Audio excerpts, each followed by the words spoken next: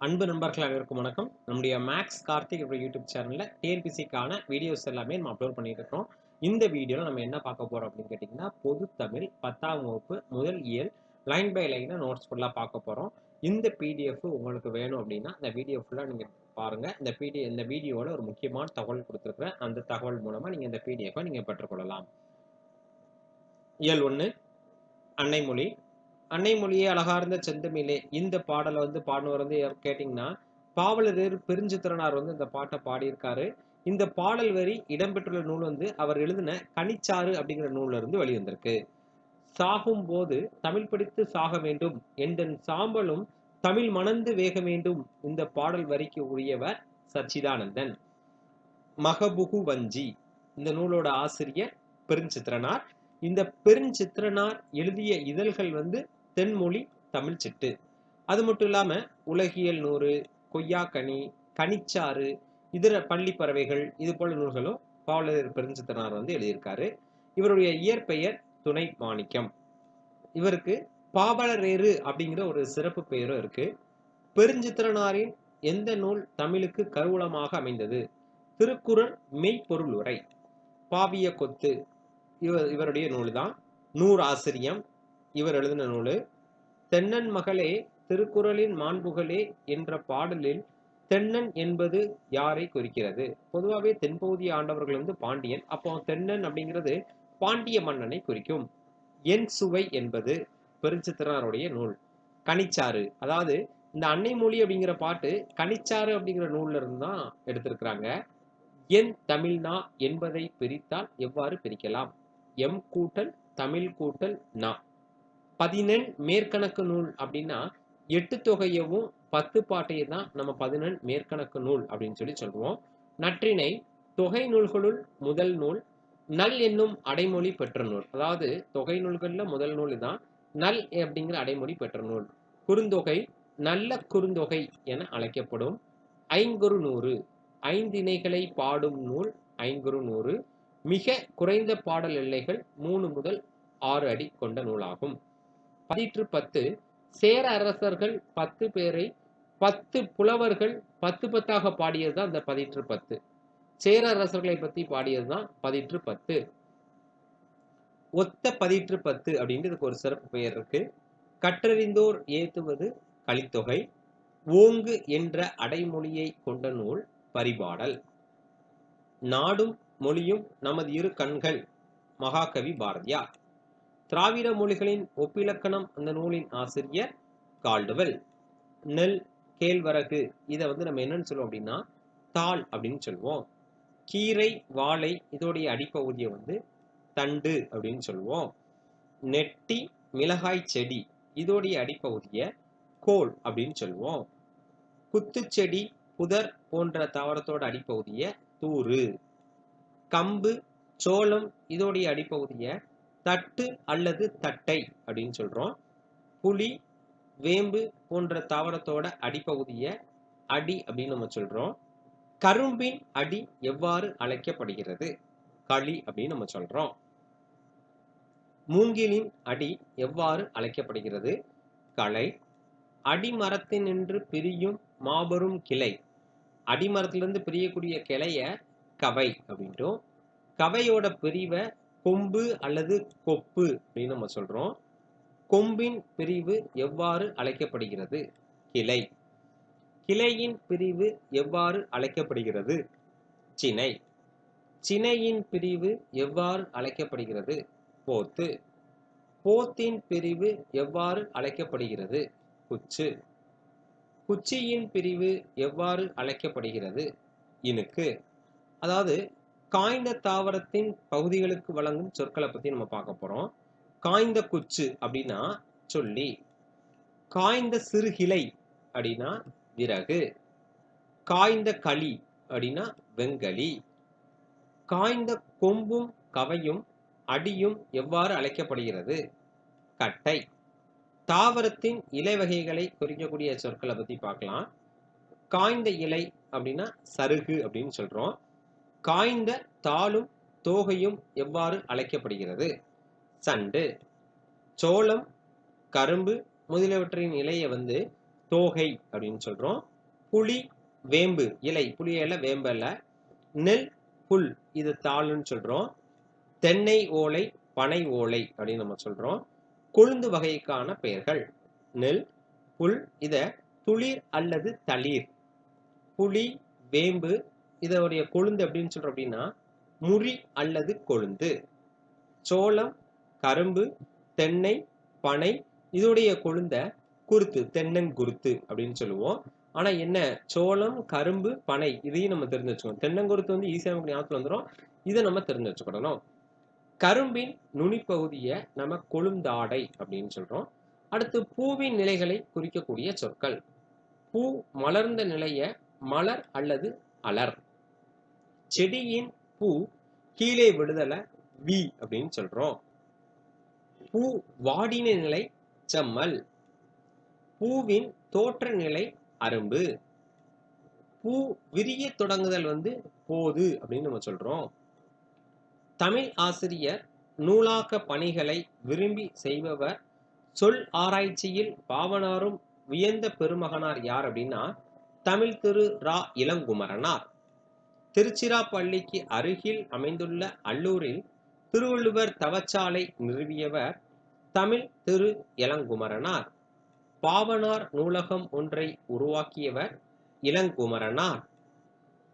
தமிழகம் முழுவதும் திருக்குறள் சொற்பொழிவுகளை வழங்கி வருபவர். தமிழ் வழி திருமணங்களை நடத்தி வருபவர் யார்? தமிழ் திரு ரா இளங்குமரனார். விழிகளை இழக்க நேரிட்டால் கூட தாய் தமிழினை இழந்துவிடக்கூடாது என்று எண்ணியவர் தமிழ் திரு ரா இளங்குமரனார். ரா இளங்குமரனார் எழுதின இதர நூல்கள் இலக்கண வரலாறு, தனித்தமிழ் இயக்கம், தமிழிசை இயக்கம், பாவனர் வரலாறு, குண்டலகேசி உரை, யாப்பெருங்கலம் உரை ஆகியவை கொடுத்திருக்காங்க. இது எல்லாமே இவர் எழுதின, இளங்குமரனார் எழுதின நூல்கள். இமைகளை மூடியபடி எழுதும் ஆற்றல் பெற்றவர் திருவிக்கா. திருவிக்கா போல் இமைகளை மூடியபடி எழுதும் ஆற்றலை கற்றுக்கொண்டவர் இளங்குமரனார். தாவரத்தின் பிஞ்சுகளுக்கு வழங்கும் சொற்கள்.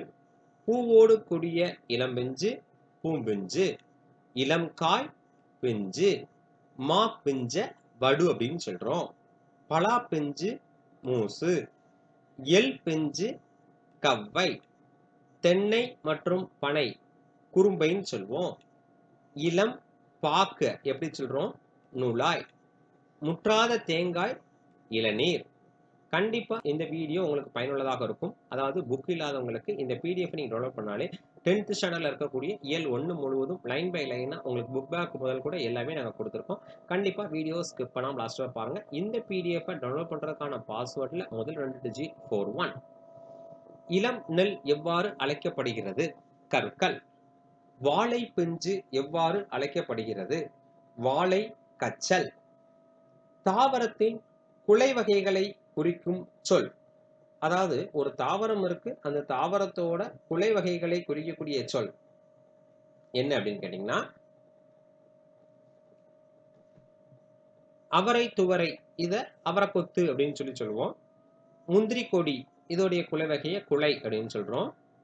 வாழை குலை எவ்வாறு அழைக்கப்படுகிறது? தாறு. கேழ்வரகு, சோளம் முதலியவற்றின் குலை வகை எவ்வாறு அழைக்கப்படுகிறது? கதிர். நெல், திணை முதலியவற்றின் குலை வகை எவ்வாறு அழைக்கப்படுகிறது? அலகு அல்லது குரல். வாழைத்தாரின் பகுதி எவ்வாறு அழைக்கப்படுகிறது? சீப்பு. கெட்டுப்போன காய்கனிகளை குறிக்கும் சொற்கள். நுனியில் சுருங்கிய காய் எவ்வாறு அழைக்கப்படுகின்றது? சோம்பல். நுனியில் சுருங்கிய பழம் சிவியல். புழுப்பூச்சி அரித்த காய் அல்லது கனி சொத்தை. சூட்டினால் பழுத்த பிஞ்சு வெம்பல். குழுகுழுத்த பழம் அழியல். குழுகுழுத்து நாறிய பழம் அழுகல். பதராய் போன மிளகாய் சொண்டு. தேரை அமர்ந்ததனால் கெட்ட தேங்காய் அள்ளிக்காய். கோட்டான் உட்கார்ந்ததனால் கெட்ட காய் கோட்டான் காய் அல்லது கூகைக்காய். தேரை அமர்ந்ததனால் கெட்ட காய் எவ்வாறு அழைக்கப்படுகிறது? தேரைக்காய். இதுதான் கரெக்ட். தென்னையில் கெட்ட காய் எவ்வாறு அழைக்கப்படுகிறது? ஒல்லிக்காய். பழங்களின் தோல் பகுதியை குறிக்கும் சொற்கள். தொலி அப்படின்னா மிக மெல்லியது. தோல் அப்படிங்கிறது திண்ணமானது. தோடு என்றால் வன்மையானது. ஓடு என்றால் மிக வன்மையானது. மட்டை என்றால் தேங்காய் நெற்றின் மேற்பகுதி. உமி என்றால் நெல், கம்பு முதலியவற்றின் மூடி. குடுக்கை அப்படிங்கிறது சுரையின் ஓடு. கொம்மை வரகு, கேழ்வரகு முதலியவற்றோட உமியை தான் கொம்மை அப்படின்னு சொல்றோம். தானியங்களுக்கு வழங்கும் சொற்கள். கூலம் என்பது நெல், புல், கம்பு முதலிய தானியங்கள் ஆகும். பயறு என்றால் அவரை, உளுந்து முதலிய தானியங்கள். கடலை என்றால் வேர்க்கடலை, கொண்டக்கடலை முதலியவற்றின் தானியங்கள். விதை என்றால் கத்தரி, மிளகாய் முதலியவற்றின் வித்து. கால் என்றால் புளி, காஞ்சீரை முதலியவற்றின் வித்து. முத்து என்றால் வேம்பு, ஆமணக்கு முதலியவற்றின் வித்து. கொட்டை என்றால் மா, பனை முதலியவற்றின் வித்து. தேங்காய் என்றால் தென்னையின் வித்து. முதிரை என்றால் அவரை, துவரை முதலிய பயிர்கள். தாவரத்தின் இளம் பருவத்திற்கான சொற்கள். நாற்று என்றால் நெல், கத்தரி முதலியவற்றின் இளநிலை. கன்று என்றால் மா, புளி, வாழை முதலியவற்றின் இளநிலை. குருத்து வாழையின் இளநிலை. பிள்ளை தென்னையின் இளநிலை. குட்டி விலாவின் இளநிலை. மடலி அல்லது வடலி பனையின் இளநிலை. பைங்கூழ் என்றால் நெல், சோளம் முதலியவற்றின் பசும்பயிர். இலையை குறிக்கும் ஆங்கில சொல் லீஃப். கோதுமையின் வகைகள். சம்பா கோதுமை, குண்டு கோதுமை, வார் கோதுமை. தமிழ்நாட்டின் நெல்லின் வகைகள். செந்நெல், வெண்ணெல், கார்நெல், சம்பா, மட்டை, கார். சம்பா நெல் வகைகள் எத்தனை உள்ளது? 60 வகைகள். ஆவிரம்பூ சம்பா, ஆனைக்கொம்பன் சம்பா, குண்டு சம்பா, குதிரைவாலி சம்பா, சிறுமணி சம்பா, சீரக சம்பா. ஒரு மொழிக்காக உலக மாநாடு நடத்திய முதல் நாடு மலேசியா. மொழி ஞாயிறு என்று அழைக்கப்படுபவர் தேவநேய பாவனார். தமிழ் சொல்வளம் என்னும் கட்டுரை எந்த நூலில் இருந்து எடுக்கப்பட்டது? தேவநேய பாவனாரின் சொல்லாய்வு கட்டுரையிலிருந்து எடுத்துள்ளது. செந்தமிழ் சொற்பிறப்பியல் அகர முதலி திட்ட இயக்குநராக பணியாற்றியவர் தேவநேய பாவனார். உலக தமிழ் கழகத்தை நிறுவி அதன் தலைவராக இருந்தவர் தேவநேய பாவனார். கடல் கடந்து முதலில் அச்சேரிய மொழி தமிழ். போர்ச்சுகீசிய நாட்டின் தலைநகர் லிசுபன். கார்டிலா என்னும் நூல் முதலில் தமிழ் மொழியில் மொழிபெயர்க்கப்பட்ட ஆண்டு 1554. ரோமன் வரிவடிவில் அச்சிடப்பட்ட கார்டிலா என்ற நூலின் முழு பெயர் கார்டிலா டி லிங்கோ தமிழ் இ போர்ச்சுகீஸ். கார்டிலா என்ற நூல் எந்த வண்ணங்களில் மாறி மாறி நேர்த்தியாக அச்சிடப்பட்டுள்ளது? கருப்பு மற்றும் சிவப்பு. இந்திய மொழிகளிலேயே மேலை நாட்டு எழுத்துருவில் முதலில் அச்சேரிய மொழி தமிழ். சொல்லுதல் என்பதற்கு உரிய சொல் பேசுதல், விளிம்புதல், செப்புதல், உரைத்தல், கூறல், இயம்பல், மொழிதல். இரட்டுற மொழிதல். முத்தமிழ் துய்ப்பதால் முச்சங்கம் கண்டதால் மெத்த வணிகளமும் மேவலால் நித்தம் என தொடங்கும் பாடலின் ஆசிரியர் சந்த கவிமணி தமிழாகனார். சந்த கவிமணி பாடிய இரட்டுற மொழிதல் பாடலில் தமிழ் எதனுடன் ஒப்புமை எடுக்கப்பட்டுள்ளது? ஆழி. துய்ப்பது கற்பது தருதல். மேவலால் பொருந்துதல் பெறுதல். 3 வகையான சங்குகள். வெண்சங்கு, பாஞ்சனியம், சலஞ்சலம். ஒரு சொல்லோ அல்லது ஒரு சொற்றொடரோ இரு பொருள்பட வருவது இரட்டர மொழிதல் அணி அல்லது சிலடே அணி. சந்த கவிமணி என குறிப்பிடப்படுபவர் தமிழகனார். தமிழகனாரின் இயற்பெயர் சண்முக சுந்தரம். தமிழகனார் எத்தனை சிற்றிலக்கிய நூல்களை படைத்துள்ளார்? 12. இரட்டர மொழிதல் பாடலில் முத்தமிழ் என்பது கடலுக்கு எவ்வாறு ஒப்புமைப்படுத்தப்பட்டுள்ளது? முத்தினை அமிழ்ந்து எடுத்தல். இரட்டர மொழிதல் பாடலில் முச்சங்கம் என்பது கடலுக்கு எவ்வாறு ஒப்புமைப்படுத்தப்படுகிறது? 3 வகையான சங்குகள் தருதல். தமிழில் மெத்த அணிகலன் என குறிப்பிடப்படும் நூல் ஐம்பெருங்காப்பியம். இரட்டர மொழிதல் பாடலில் மெத்த வணிகலன் என்பது கடலுக்கு எவ்வாறு ஒப்புமைப்படுத்தப்படுகிறது? மிகுதியான வணிக கப்பல். இரட்டர மொழிதல் பாடலில் சங்கத்தவர் காக்க என்பது கடலுக்கு எவ்வாறு ஒப்புமைப்படுத்தப்படுகிறது? நீரலையை தடுத்து நிறுத்தி சங்கினை காத்தல். காலையிலேயே மாலையும் வந்துவிட்டது என சிலடையாக கூறியவர் கி.வா. ஜெகநாதன். அன்று அவர் கச்சேரியில் அவருடைய காதிலும் கம்மல் குரலிலும் கம்மல் என்று கூறியவர் இசை விமர்சகர் சுப்புவின் சிலடே. கி.ஆ.பெ. விஸ்வநாதன் பல் மருத்துவ நண்பரை எவ்வாறு அறிமுகம் செய்தார்? பல்துறை வித்தகர். இரட்டுற மொழிதல் அணியின் வேறு பெயர் சிலடே அணி. உரைநடையின் அணிகலன்கள் என்ற நூலின் ஆசிரியர் எழில் முதல்வன். குறிஞ்சி பாட்டை இயற்றியவர் கபிலர். குறிஞ்சி மலர் என்ற நூலின் ஆசிரியர் பார்த்தசாரதி. உவமையும் பொருளும் வேற்றுமை ஒழிவித்து ஒன்றென மாட்டின் அஃது உருவகமாகும் என்று எழுதியவர் தண்டி. திருவள்ளுவர் பெயரில் முதல் தமிழ் கணினி எந்த ஆண்டு வெளியிடப்பட்டது? 1983 செப்டம்பர். திருவள்ளுவர் பெயரில் முதல் தமிழ் கணினி எந்த நிறுவனத்தால் வெளியிடப்பட்டது? TCM data products. சென்னை தேனாம்பேட்டையில் இருந்து புள்ளிவிவரத்துறை அலுவலகத்துக்கும் தலைமைச் செயலகத்துக்கும் கோப்புகளையும் செய்திகளையும் பரிமாறிக்கொண்ட முதல் நேர்வழி கணினி எது? திருவள்ளுவர். திருப்பரங்குன்றத்தின் அழகை பார்ப்பதற்கென்றே இயற்கை பதித்து வைத்த 2 பெரிய நிலை கண்ணாடிகளைப் போல் வலப்புறமும் தென்புறமும் நீர் நிறைந்த கண்மாய்கள் என்ற உவமை காணப்படும் நூல் குறிஞ்சி மலர்.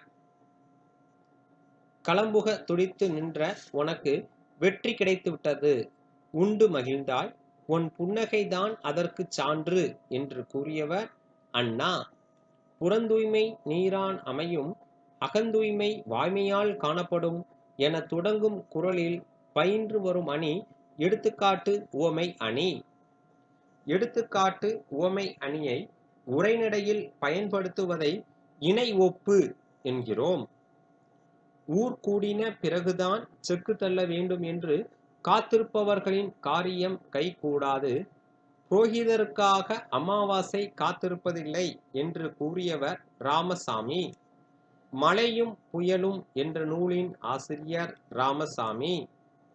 ஞாயிறு திங்கள் நெஞ்சம் போன்ற அஃறிணை பொருள்கள் சொல்லுன போலவும் கேட்குன போலவும் அமையும் என்று எழுதும் திறத்தை குறிப்பிட்டவர் தொல்காப்பியம். தமிழ் தென்றல் என அழைக்கப்படுபவர் திரு வி.க. தென்றல் அசைந்து வரும் தென் தமிழ்நாட்டில் அமைந்த திரு குற்றாலம் மலைவளம் படைத்த பழம்பதி ஆகும் என்று எழுதியவர் ரா.பி. சேதுப்பிள்ளை.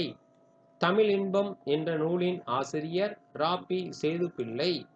சொற்களை அளவாக பயன்படுத்தி உரைநடையை அழகு செய்தவர் மு. வரதராசனார். நாட்டுப்பற்று என்ற கட்டுரை தொகுப்பை எழுதியவர் மு. வரதராசனார்.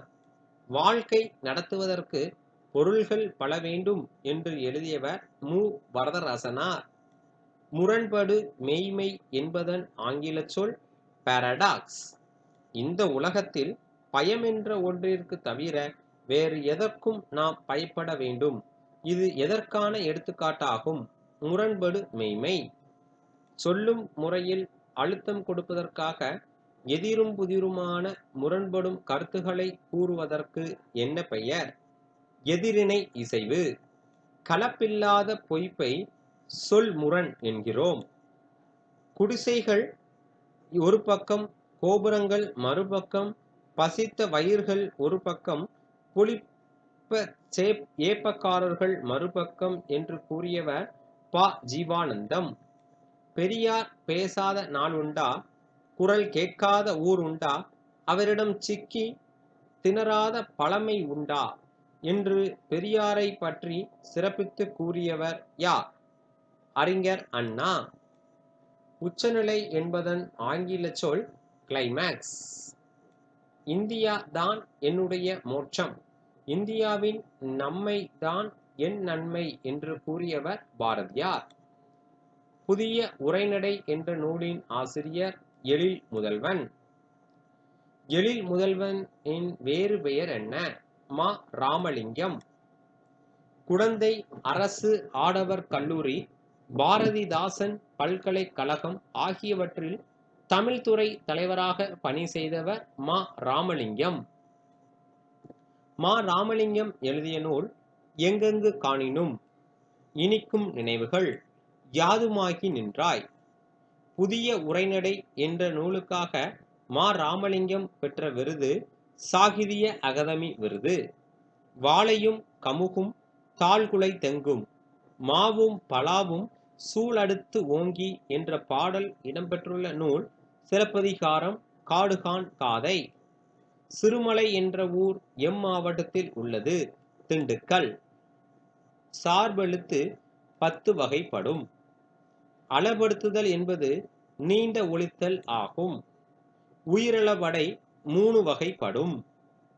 உயிரிழபடையின் வகைகள் செய்யுளிசை அளபடை, இன்னிசை அளபடை, சொல்லிசை அளபடை.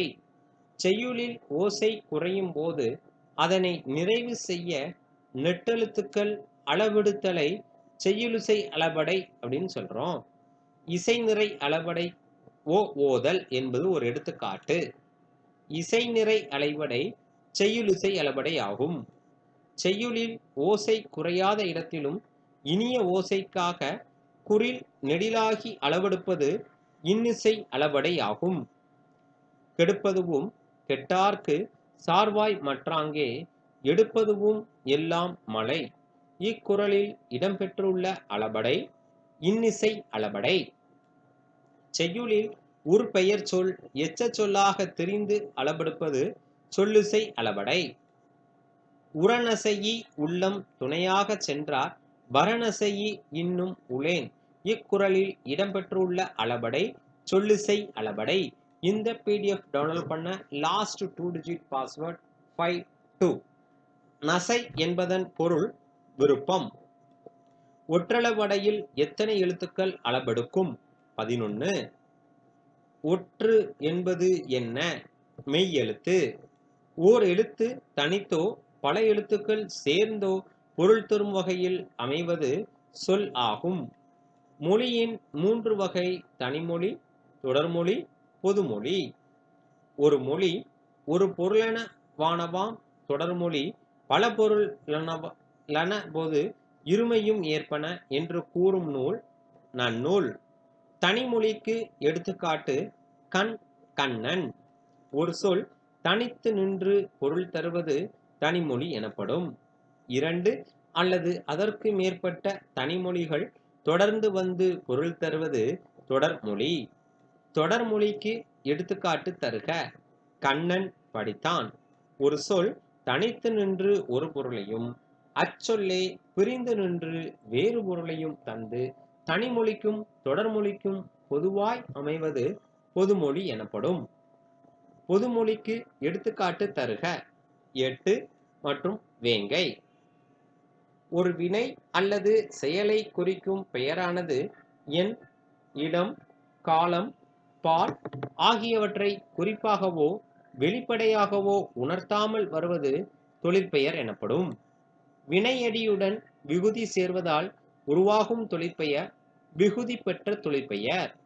படித்தல் என்ற தொழிற்பெயர் வினையடி விகுதியை படி. வாழ்க்கை என்ற தொழிற்பெயரில் வினையடி விகுதி வாள். ஆளல் என்ற தொழிற்பெயரில் வினையடி விகுதி ஆள். எதிர்மறை தொழிற்பெயருக்கு எடுத்துக்காட்டு தருக. நடவாமை, கொல்லாமை. விகுதி பெறாமல் வினைப்பகுதியை தொழிற்பெயராக வருவது முதல்நிலை தொழிற்பெயர். முதல்நிலை தொழிற்பெயர் எடுத்துக்காட்டு தருக. தட்டு, அடி, உரை. விகுதி பெறாமல் முதல்நிலை தெரிந்து வரும் தொழிற்பெயர் முதல்நிலை தெரிந்த தொழிற்பெயர். கெடு என்பதன் முதல்நிலை தெரிதல் கேடு. ஒரு வினைமுற்று பெயரின் தன்மையை அடைந்து வேற்றுமை உருபு ஏற்றும் ஏற்காமலும் வேறொரு பயனிலையை கொண்டு முடிவது வினையாளனையும் பெயராகும். வினையாளனையும் பெயர் எந்தெந்த இடங்களில் வரும்? தன்மை, முன்னிலை, படர்க்கை. வினையாளனையும் பெயர் எந்தெந்த காலங்களில் வரும்? 3 காலம். வினையாளனையும் பெயருக்கு எடுத்துக்காட்டு தருக. பொறுத்தார் பூமி ஆழ்வார். மெத்த வணிகலன் என்னும் தொடரில் தமிழகனார் குறிப்பிடுவது வணிக கப்பலும் ஐம்பெரும் காப்பியங்களும். காய்ந்த இலைகள், காய்ந்த தோகையும், நிலத்துக்கு நல்ல உரங்கள். இதில் அடிக்கோடிட்ட பகுதி குறிப்பிடுவது சருகு, தண்டு. எந்தமிழ்னா, எம் கூட்டல் தமிழ் கூட்டல் நா. கேட்டவர் மகிழ பாடிய பாடல் இது. பாடல் மற்றும் கேட்டவர். வேர்க்கடலை, மிளகாய் விதை, மாங்கொட்டை ஆகியவற்றை குறிக்கும் பயிர் வகை, மணி வகை. மரமது மரத்தில் ஏறி என்ற பாடலின் ஆசிரியர் சுந்தர கவிராசர். தேனிலே ஊறிய செந்தமிழின் சுவைதேறும் சிலப்பதிகாரம் அதை என்ற பாடலின் ஆசிரியர் கவிமணி தேசிய விநாயகனார். தேனினும் இனியனர் செந்தமிழ் மொழியே தென்னாடு வழங்குகிற திகழுந்தன் மொழியே என்ற பாடல் ஆசிரியர் நமச்சிவாயர். கலைச்சொற்கள்: வவ்வல் உயிரெழுத்து, கான்சோனன்ட் மெய்யெழுத்து, ஹோமோகிராஃப் ஒப்பெழுத்து, மோனோலிங்குவல் ஒரு மொழி, கான்வர்சேஷன் உரையாடல், டிஸ்கஷன் கலந்துரையாடல். நாம் ஏன் தமிழ் காக்க வேண்டும் எனும் நூலின் ஆசிரியர் முனைவர் சேதுமணி மணியன். தவறின்றி தமிழ் எழுதுவோம் மா. நன்னன். பச்சை நிழல் என்ற நூலின் ஆசிரியர் உதய சங்கர். அடுத்த வீடியோல 10ஆம் வகுப்பு 2வது இயர்ல சந்திக்கிறேன். Thank you so much. தேங்க்யூ.